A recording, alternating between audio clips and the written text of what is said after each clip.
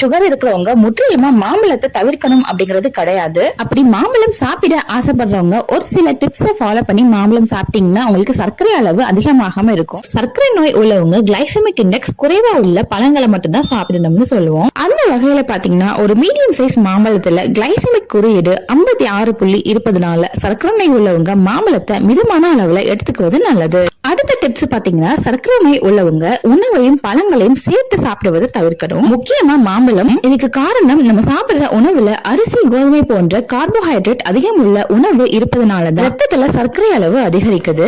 நீங்க இதை தவிர்க்கணும்னா மாம்பழம் சாப்பிடுறப்போ கார்போஹைட்ரேட் அதிகம் உள்ள உணவுகளோட சேர்த்து சாப்பிடுவதை தவிர்க்கணும். அடுத்த டிப்ஸ் பாத்தீங்கன்னா மாம்பழத்தை தனியா சாப்பிடுவதை விட புரதச்சத்து அதிகம் உள்ள உணவோட சேர்த்து சாப்பிட்டு வாங்க.